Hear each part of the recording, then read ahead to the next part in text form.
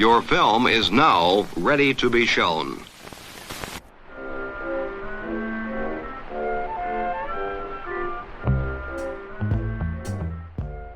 Good morning. I'm Justin Hendricks, editor of Tech Policy Press. We publish news, analysis, and perspectives on issues at the intersection of tech and democracy.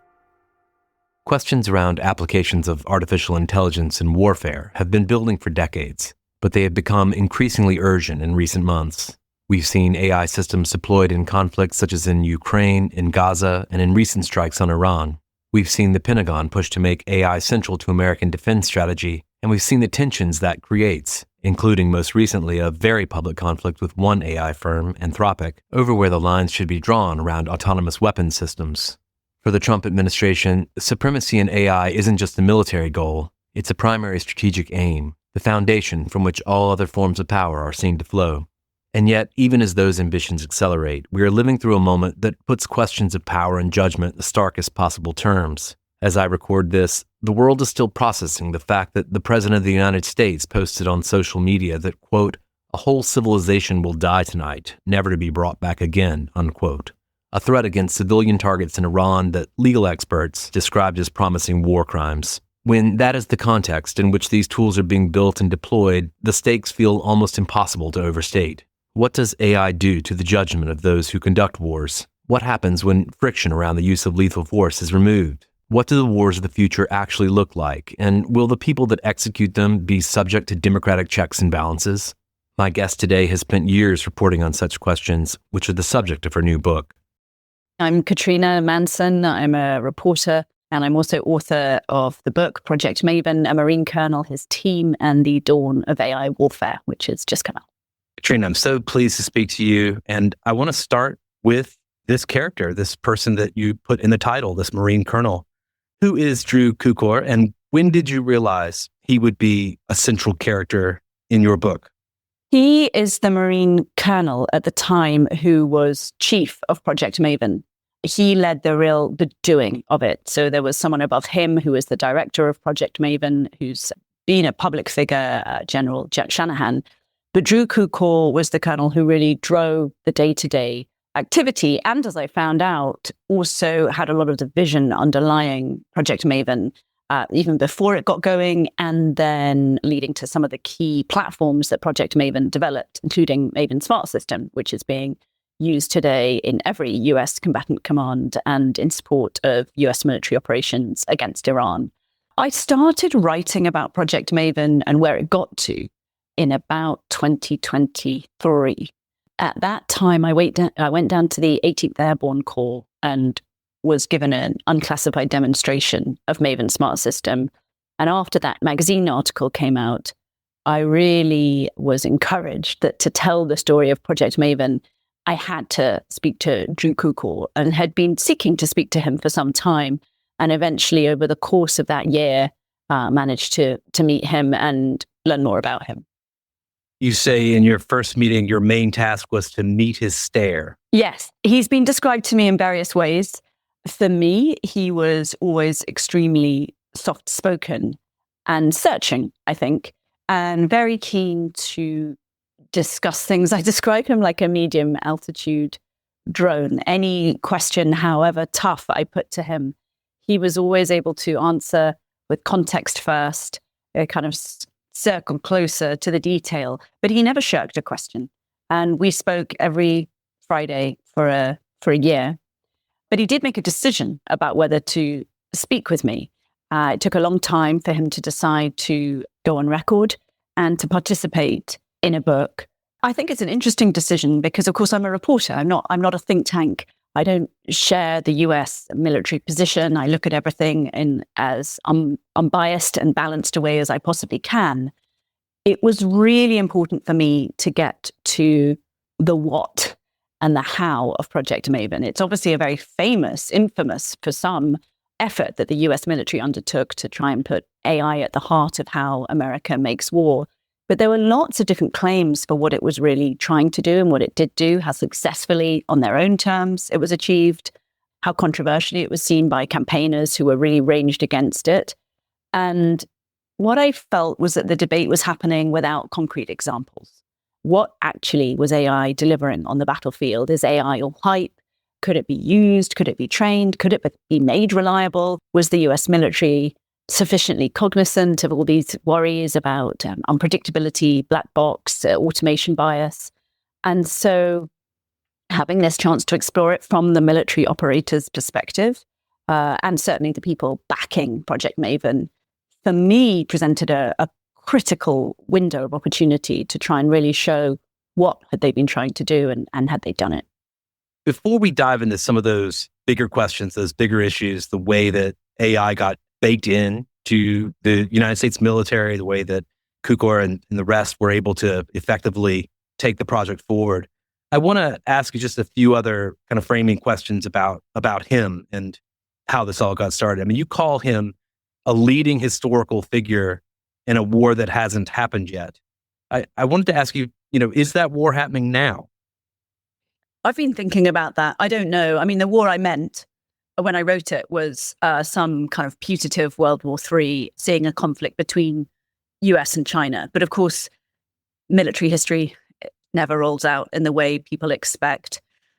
I think it's certainly fair to say that the US is using Maven in combat at a scale that it never has done before right now. So you have Central Command publicly saying they've hit more than, I think it's now 12,000 targets since the campaign started.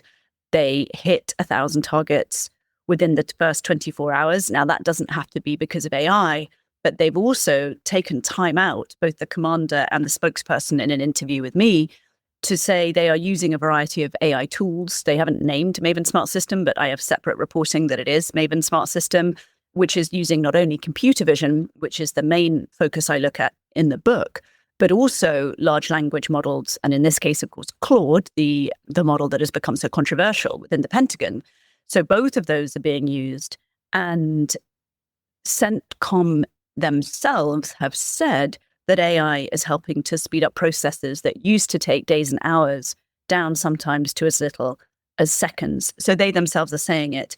The war I had in mind for the future really involves both sides using AI at speeds faster than what Pentagon officials told me would always come, faster than humans can think.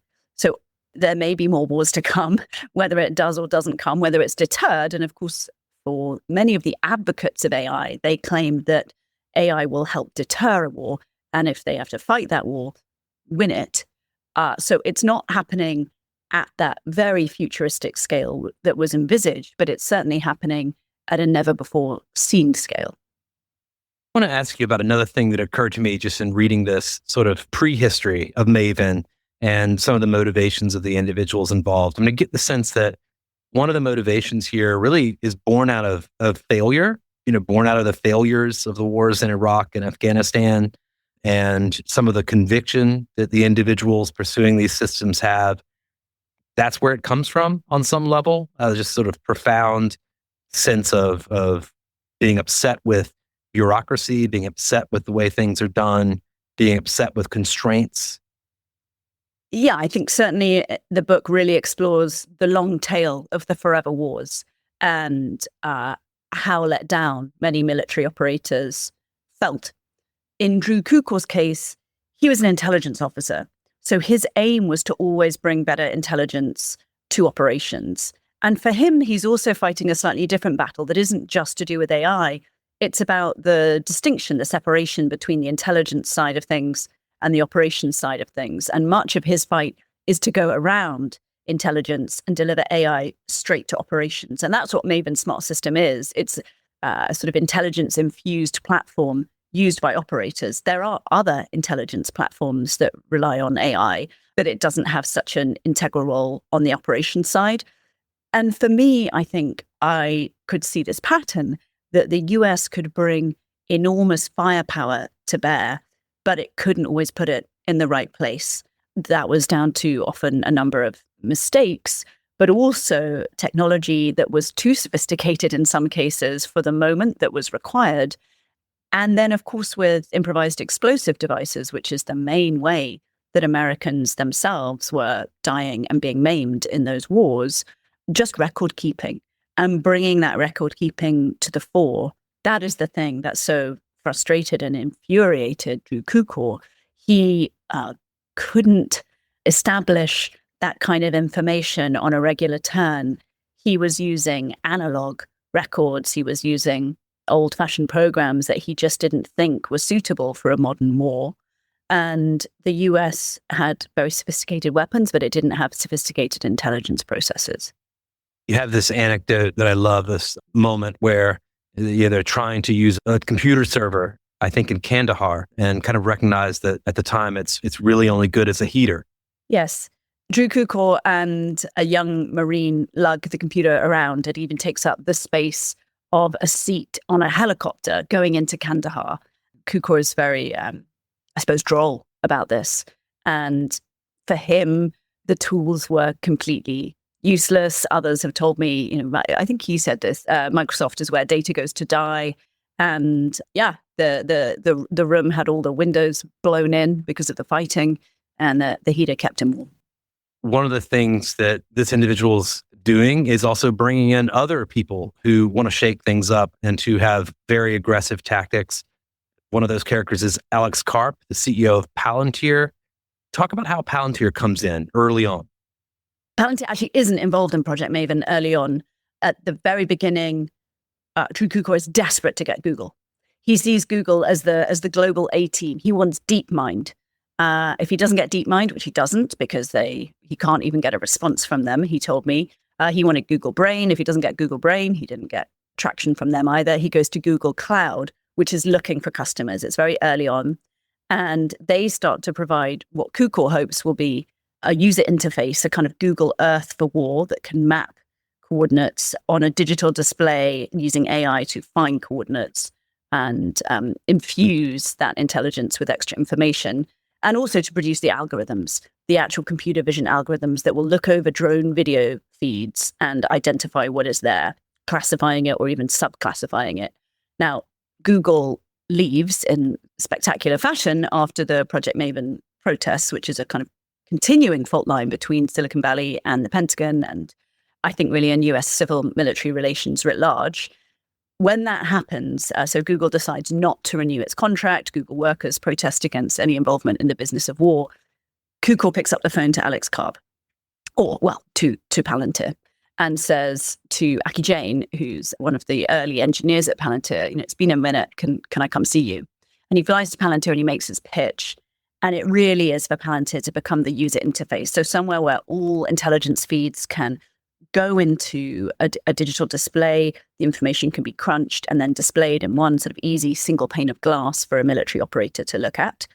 And it's not even an easy sell for him at that stage. Palantir doesn't want just to make a fancy user interface, I discover in the book. They want to do the data analysis, and Kukor's used Palantir before to solve some of the problems that he saw in Afghanistan. He convinces them, and then over the series of 6 months, Palantir, pitted against some other companies, develop a pilot for what becomes Maven Smart System. I think it's clear from my reporting, and probably fair to say, that Kukor always expected Palantir to win. He saw Palantir as the best. Some of the others dropped out. Some people claimed he gave special favor to Palantir. It's harder to sort of analyze that after the fact, but I did certainly establish that he spent Friday nights at Palantir for hours at a time. Some of the people working with him would constantly miss their trains. Kukor's a very hard-working, pressured individual who wanted results and looked at software development, tech development for war, as if he were still fighting a war. And so he was working on a timetable that many people who worked in and around him couldn't fathom, but some could. And some who sort of hated him at the time even look back and consider it one of the best times of their life, just they were working so hard for something that ultimately they believed in. Palantir starts to develop this interface, and it's not a straightforward process because Palantir is already really controversial within the department. In 2016, Palantir sues the army to get a foothold over its data analytic platforms.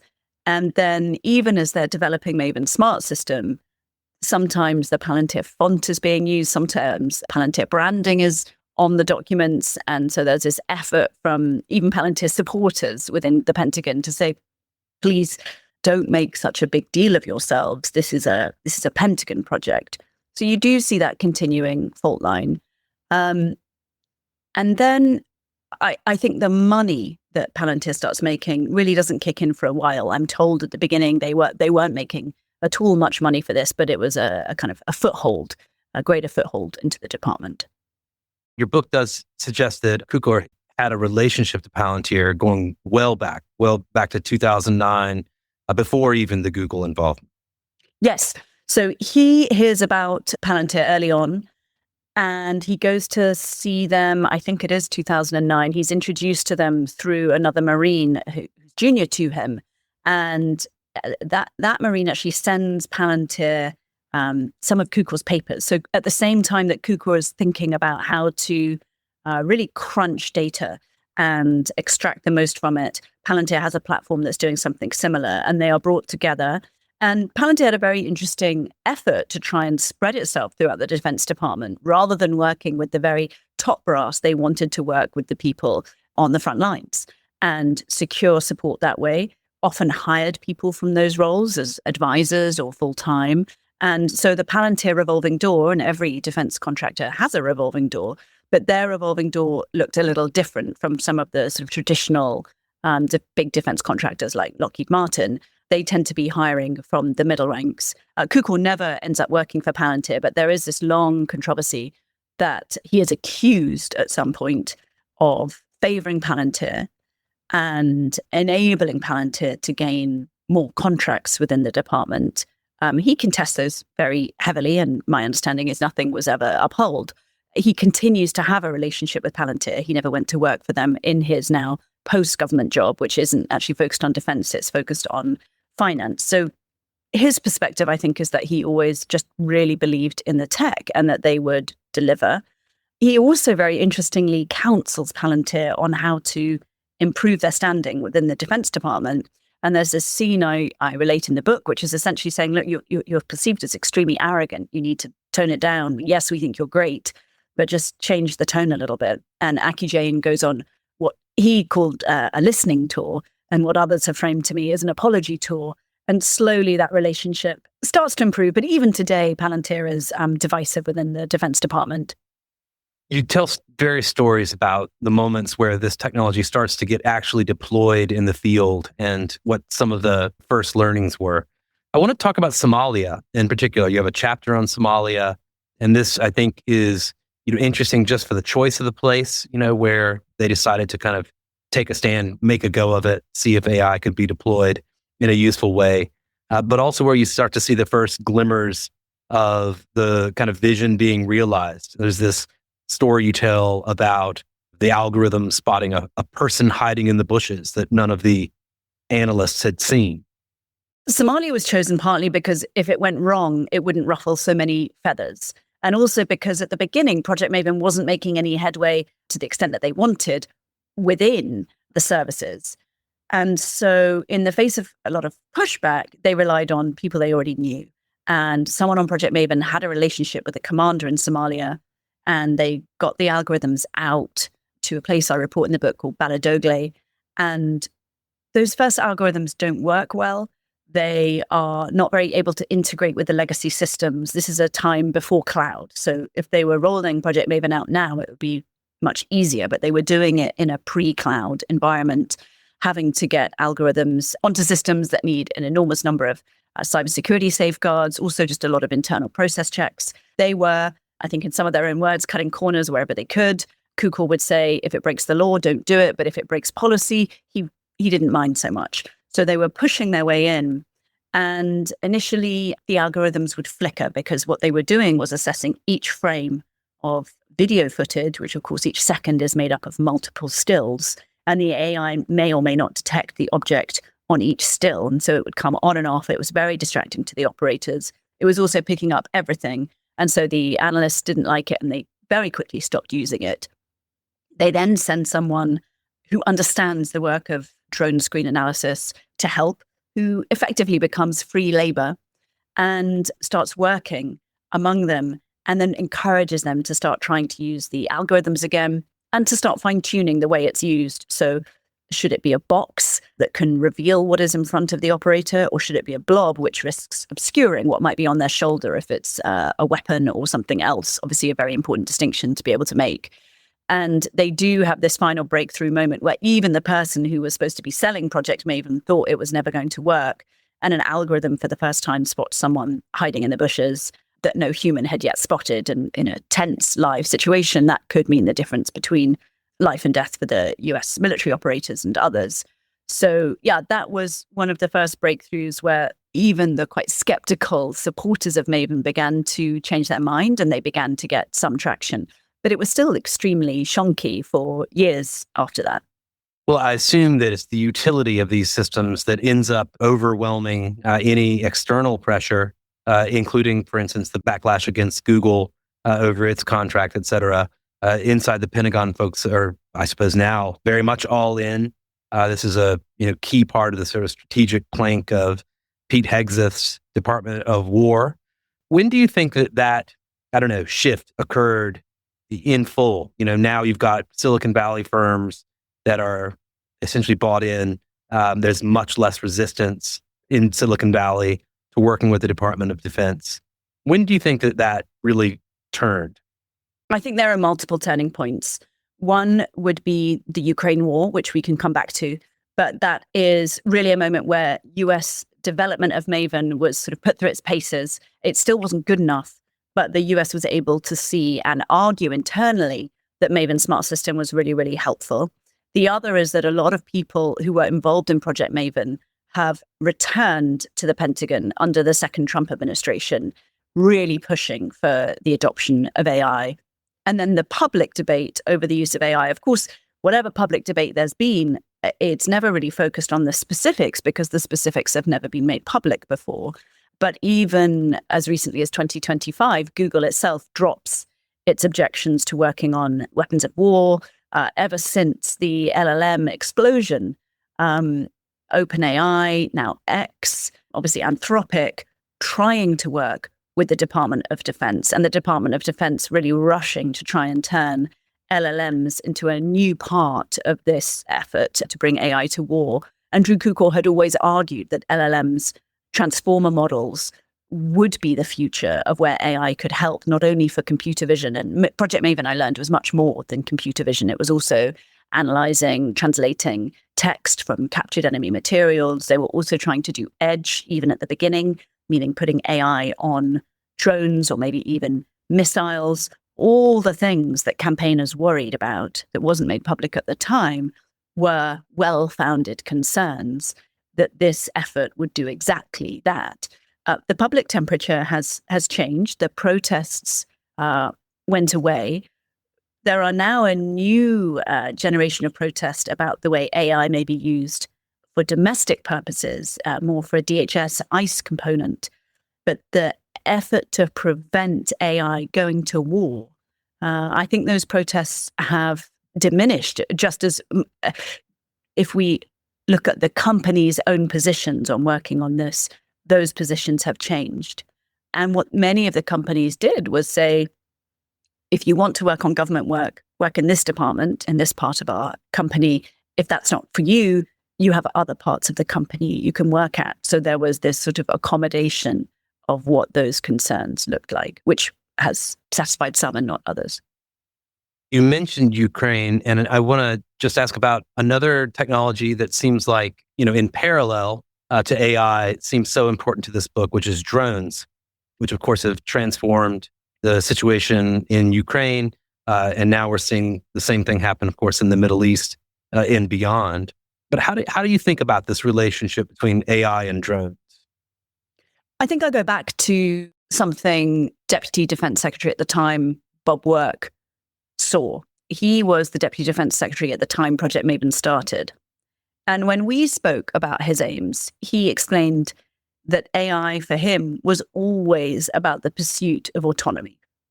And he described autonomy in two ways. You could have autonomy at rest and autonomy on the move. Autonomy at rest was essentially what Maven Smart System has become, a system to identify targets, pair it with weapons that could ultimately become automated. It's not entirely automated. There's several stages where humans are still involved, but conceptually, that could become automated. And the second was autonomy on the move. This would be machines, robots, being the first across the front lines. And in the case of drones, of course, not only in the air, which we're more familiar with from Ukraine, but also on water and underwater as well. And trying to create an autonomous software system architecture so that drones in the air, on the surface of the water and underneath it, can all somehow speak to each other and identify targets and pursue them in some way. That really is the ultimate vision of some behind Project Maven. Of course, at the time, people said publicly, Maven has nothing to do with targeting. This is not the way we're intending to use AI. But I think I'm able to trace quite robustly that that was the intention. And today, as we look at the arrival of drones at such scale, of course, Ukraine is not the first war that both sides have used drones. That happened in 2020. But in the Ukrainian case, you have 4 million drones being produced by the Ukrainians, used in some way in a single year. And the US simply not being able to keep up with that, it changing the conversation about what war looks like. Rapid developments, no one I'd spoken to had foreseen that drones would fly tethered to a fiber optic cable, that just an extraordinary thing in order to get around jamming. The point of autonomy, particularly in a scenario where the US may choose to defend Taiwan against a potential and certainly not inevitable Chinese invasion of Taiwan, is the fear that drones will be jammed. And so drones need to be able to move autonomously without human intervention and select a target and pursue it autonomously as well. That's really hard tech. That effort really did start under the Biden administration in response to watching the number of drones that were being used in Ukraine against Ukraine. And there was a program named Replicator, which sought to develop cheap drones, one-way attack drones that could be used to defend against China in this scenario.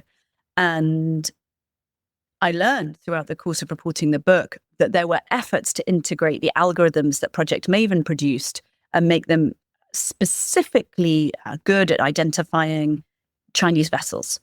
So that involved all the lessons that Project Maven had undertaken, collecting a huge new amount of data of Chinese vessels, training the algorithms, and then seeing if they could develop good enough algorithms and then integrate them onto the drone platforms that were made by commercial vendors. That process didn't go very well, but I understand that that store of data is still the strongest store. And there were video demonstrations given to even the chairman of the Joint Chiefs of Staff, showing that Maven algorithms could identify Chinese destroyers. Some of the problems they've encountered is that if you imagine a ship drone, a surface drone, quite a small boat taking imagery, if a spray of ocean spray got on the lens, that could on occasion interrupt the ability of the algorithm to keep tracking a certain vessel. Then there were big problems getting the algorithms onto the actual commercial vendors' platforms, and the commercial vendors themselves didn't think they needed Maven algorithms. They had their own computer vision, although my understanding is not fed by such a huge amount of data. So the accuracy of any of these algorithms begins to really be something you might question. It was always put to me that with AI, taking a little bit more risk would be part of the scenario, that the US military understands that, and that pursuing an algorithmic war at sea, where if you miss, you hit water, versus pursuing an algorithmic war in a city, where if you miss, you hit civilians, were really different scenarios. And that in a wartime scenario, the US would likely be prepared to take a higher level of risk. You say early in the book that the biggest moral and practical question, who or what gets to decide to take a human life? Who bears that cost? That question, reverberates throughout. You've kind of just got at it here. One of the things that kind of comes through from the book as well is the extent to which a lot of this is about interface design and about prompting people to make decisions, what types of choices people have in front of them. You talk about the gamification of these systems, the extent to which they are maybe leading to certain outcomes just based on purely the interface design. I don't know. How do you think about that at this stage? Are humans more or less still making, mortal decisions, or have we crossed that line? I think the US military would certainly argue, yes, humans are making those decisions, but there's a constant problem within the way the US military leaders talk about this. They say there will always be a human in the loop. That isn't US Defense Department policy. US Defense Department policy is there should be appropriate levels of human judgment over the use of force. That's something really different. That implies something more like supervision.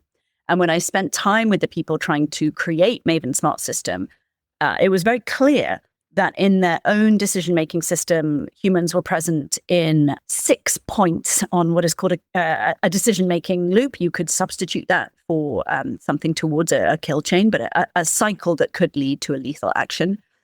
With the help of Maven Smart System, computers are replacing humans at 3 of those places where a human is involved, and a human is becoming supervisory in one of those places. So even according to that standard, which is based on reporting I did in 23, 24, humans play less of a role in decision-making. Now, they are making still the final decision to hit. The commander still bears that responsibility. And we will have to see what happens in the cases where there are mistakes, how that is investigated, what level of audibility there is. It's been put to me that these systems could add to transparency and accountability because every piece of data is tagged, everything can be followed through, and headquarters now has a much better sense of what is happening on the front lines than ever before. Those in headquarters can watch operators moving around. You can even put a beacon on a person. So being able to have that overview could, depending on how it's used, add to accountability.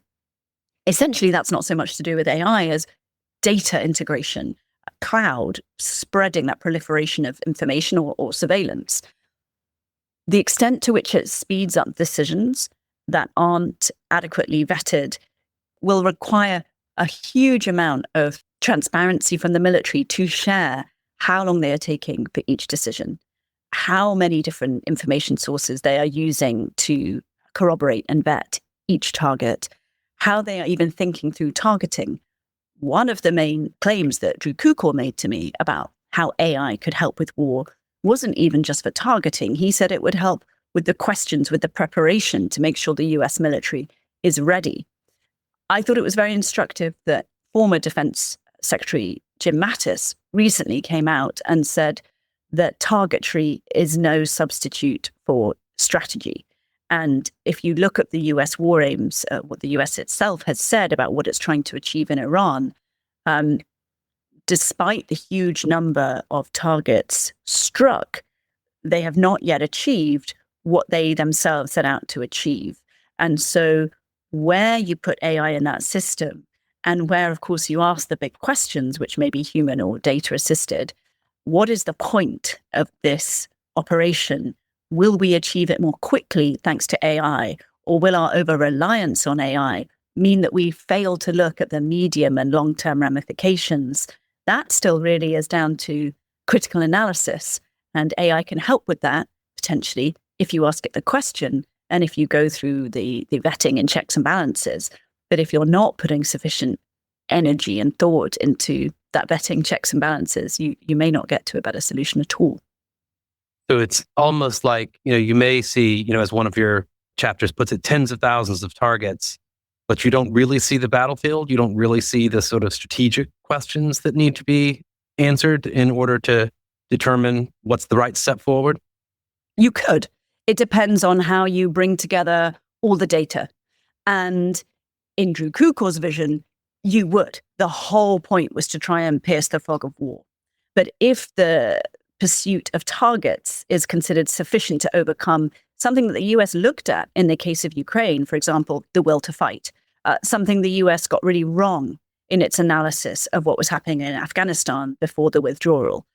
Those mass-scale intelligence failures, combined with the US obviously has repeatedly said how proud it is that it was able to judge in advance that Russia was going to invade Ukraine, and encountered great difficulty in trying to convince European allies that Russia really was intending to invade Ukraine. It just depends. but in no way, and I think even advocates of AI say it shouldn't be seen as a magic solution. And I think again and again in the book, I see examples where it's only as good as the question asked of it. And even then it could fail if it's been fed faulty data or used beyond its capacity.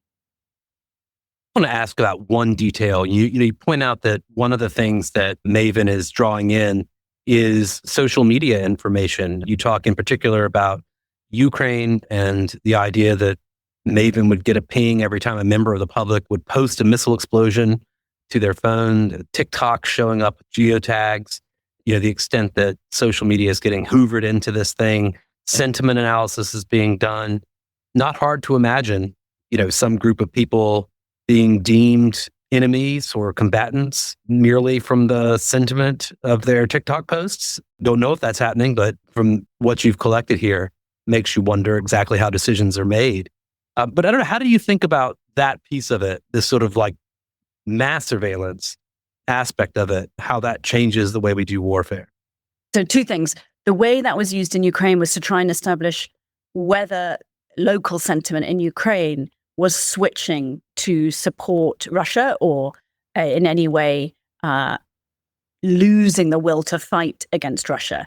And so that was helping the US decide where they should best put their support to Ukraine and where Ukraine would be best positioned to move limited troops and munitions to fight hardest. So a very different scenario from the one you just sketched out in terms of picking out targets. It was really to inform where the US might best support Ukraine or Ukraine pursue its own decisions. What I do think it shows is the ability of anything to become a data point. And how those data points are collected, the knowledge that the public needs to have of how much we've already been told for years now, your phone is essentially a weapon in your pocket. The extent to which ad tech is used by the military machine, the extent to which any of this will be used to harness the information of civilians, of course, becomes really important. Now, the US military is not conducting operations against US citizens. So the question for me becomes, to what extent are there similar platforms operated by domestic agencies? And certainly I explore in the book this idea of imperial boomerang, that the technologies a country invents to pursue so-called enemies abroad, or perceived enemies abroad, eventually comes back to be used against a country's own citizenry. We know because DHS puts out a very interesting list of the AI tools it's using, that many of the ICE enforcement officers are using AI tools. There's been reporting elsewhere, it's not my reporting, that Palantir products are being used, that AI is looking at information. For me, the big question is what information, which data sets are being brought together, to what extent do people understand when they sign those licenses where they may end up? To what extent do the companies themselves bear any responsibility for where those data sets end up? Looking at the way the US military is developing its relationship with ad tech brokers will certainly be a question of mine moving forward. And it is just extraordinary that when you have satellites, drones, phones, and the internet all combined, that you can create a very comprehensive picture of almost anywhere in the world. I have to ask you about Anthropic and the Pentagon. Of course, you've covered it, came after the book was published. I'm sure you've done probably hundreds of media interviews on that at this point. But have we learned anything from this event? Oh, I think it's a very significant dispute to have the government take this unprecedented action and to try and pass, to what extent is this a real philosophical debate? To what extent is it about the inability of technology to have boundaries? And to what extent this is a political fight? Obviously, the president's called the company left-wing nut jobs. When you have that language, it makes it difficult to try and understand, is this a partisan political fight, or is this really about what Anthropic says it's about, which is having red lines on the use of LLMs in fully autonomous weapon systems and for domestic mass surveillance, both of which the Pentagon has pushed back very strongly on to say we don't do mass domestic surveillance, and we have a policy guiding us on autonomy and the development of autonomous weapon systems, which is the one I described earlier. The court case is still rolling, so we'll see who wins or not. I think, for me, it is really interesting that Anthropic leaned in so early to classified work. The classified networks are where the US military fights its wars, and the extent to which Anthropic had full vision over the way its LLMs were being used or could be used in a future war is a big question for me. Even if you have auditability, at the time, what I've learned through Project Maven is that no one has access to the full use of its tools in a classified setting. So to some extent, you are asking the US military to be good custodians of very advanced tech and never going to be able to know exactly the way it was used. That was Anthropic leaning in very early on with this technology and now trying to pull back. The US is trying to develop fully autonomous weapon systems. I report in the book that some systems already exist.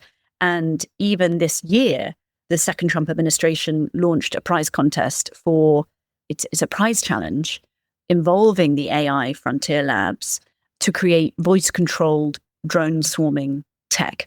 So if you imagine someone being out, let's say on a beach saying, move left, and then the drones being able to move left, it's something like that. And it would involve voice translation using LLMs.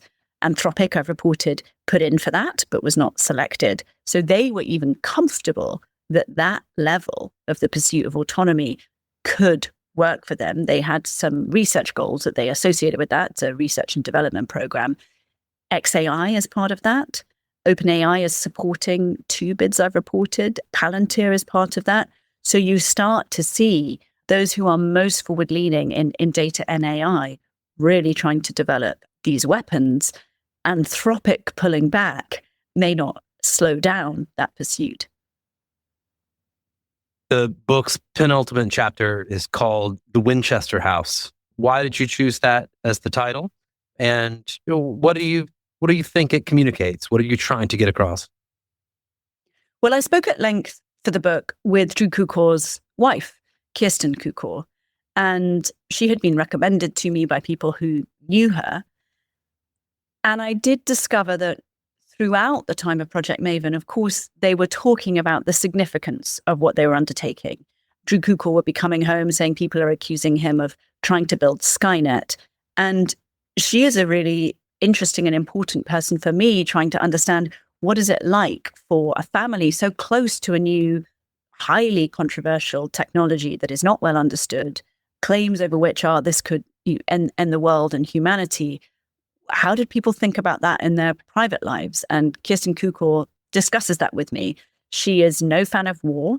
She has made her peace with what her husband does because she argues that if anyone is going to deliver war, it should be done ethically. She believes that her husband is ethical. But she does relate to me that she half jokes to him one day, will I become like the lady in the Winchester house? And she's talking about the Winchester rifle.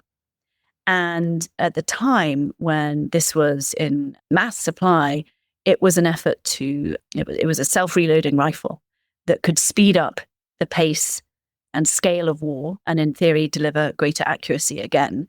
So for her, it was already a metaphor for the claims being made over AI. And she, the widow of the Winchester family, ends up making a home with all her millions that she keeps building and rebuilding and rebuilding. And the kind of folklore around it is that she's haunted by the spirits of those killed by the Winchester rifle. And so Kirsten Kukor muses, will I be haunted by the spirits of like dead Russians? And she is grappling with what the legacy of AI tech will be. And I think for me, one of the constant claims made for tech is that tech will make war nicer, better, will win more easily. And if you go back even as early as 1899, there's a Polish banker named Ivan Bloch who wrote this treatise that's translated in English as Is War Now Impossible? And he was looking at whether the mass manufacture of weapons, this claim made for that war would be so gruesome and killing would be so quick that no one would ever dare go to war again. And he argued that was wrong, that war would not become shorter thanks to better weapons. It would become longer. There wouldn't be decisive victories. There would be stalemate. And he almost predicts the trench warfare of World War One. Not quite, but he's almost there. And I've spent a long time, many years, just mulling his position and trying to understand that those who claim tech will improve war, what that really looks like, and the ways in which, since technology is coming, whether people want it or not, what those checks and balances and those understandings of where technology can fail really look like. There's a very, if you'll permit me, an early example I turned to in the book of US forces in Afghanistan in 2001. And strikers called in using a machine that runs out of battery. And when it turns back on, the coordinates reset to the location of where the machine is instead of the coordinates of the enemy. And the missile strikes the US operators themselves. And in so many of those moments, there is a big gap between human understanding and technology. And if you're going to use powerful technology, you need operators to be trained on it. You need to know where it fails. You need to understand so much more than the best case scenario. You need to really work through all those worst case scenarios. And too often those worst case scenarios are learned in the field. Well, if it's not clear to my listeners, just from this interview, these are urgent issues, and this book is must reading. It's called Project Maven, A Marine Colonel, His Team, and the Dawn of AI Warfare by Katrina Manson. Katrina, thank you very much for speaking to me. Thanks for having me.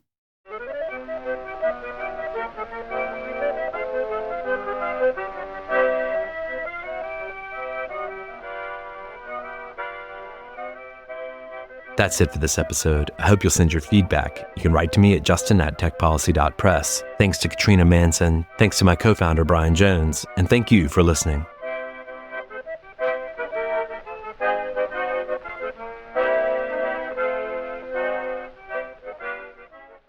Tech Policy Press.